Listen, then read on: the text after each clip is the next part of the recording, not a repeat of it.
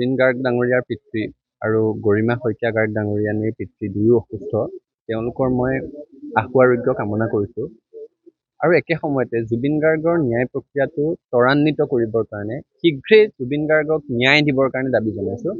শিল্পীগৰাকী আমাৰ মাজৰ পৰা আঁতৰি যোৱা কেইবামাহো পাৰ হ'ল। তেওঁ ইতিমধ্যে আমাৰ মাজৰ পৰা হেৰাই গ'ল। তেওঁক ন্যায় দিয়া মানে এতিয়া ন্যায় তেওঁৰ পৰিয়ালটোৰ কাৰণে। জুবিন গাৰ্গ যে হেৰাই গ'ল সেই বাস্তৱটো উপলব্ধি কৰি প্ৰতিদিনে মৰি মৰি জীয়াই থকা তেওঁৰ অনুৰাগীসকলৰ কাৰণে এই ন্যায়। আৰু যিমানেই দেৰি হৈ গৈ থাকিব সিমানেই ন্যায় প্ৰক্ৰিয়াটোৰ প্ৰতি মানুহৰ বিশ্বাস কমি আহিব।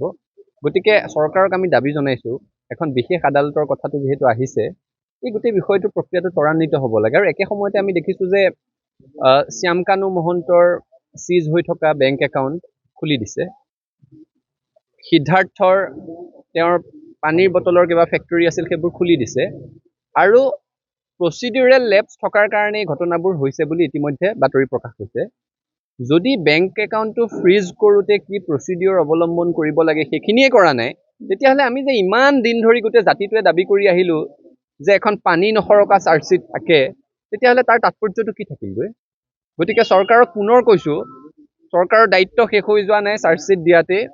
চাৰ্জশ্বীটত উল্লেখ থকা প্ৰতিটো কথা তথ্য প্ৰমাণ সহকাৰে আদালতৰ মজিয়াত প্ৰমাণ কৰি সেই নৰপিশাচকেইটাক যেতিয়া শাস্তি দিব, কঠোৰ দৃষ্টান্তমূলক আইনী শাস্তি বিহিলেহে অসমৰ ৰাইজ আশ্বস্ত হ'ব। আৰু সেই প্ৰক্ৰিয়াটো ত্বৰান্বিত কৰিবৰ কাৰণে দাবী জনাইছোঁ। জুবিন গাৰ্গ ডাঙৰীয়াৰ পিতৃ আৰু গৰিমা শইকীয়া গাৰ্গ ডাঙৰীয়ানীৰ পিতৃ দুয়ো অসুস্থ।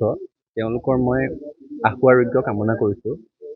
আৰু একে সময়তে জুবিন গাৰ্গৰ ন্যায় প্ৰক্ৰিয়াটো ত্বৰান্বিত কৰিবৰ কাৰণে শীঘ্ৰেই জুবিন গাৰ্গক ন্যায় দিবৰ কাৰণে দাবী জনাইছোঁ। শিল্পীগৰাকী আমাৰ মাজৰ পৰা আঁতৰি যোৱা কেইবামাহো পাৰ হ'ল। তেওঁ ইতিমধ্যে আমাৰ মাজৰ পৰা হেৰাই গ'ল। তেওঁক ন্যায় দিয়া মানে এতিয়া ন্যায় তেওঁৰ পৰিয়ালটোৰ কাৰণে। জুবিন গাৰ্গ যে হেৰাই গ'ল সেই বাস্তৱটো উপলব্ধি কৰি প্ৰতিদিনে মৰি মৰি জীয়াই থকা তেওঁৰ অনুৰাগীসকলৰ কাৰণে এই ন্যায়।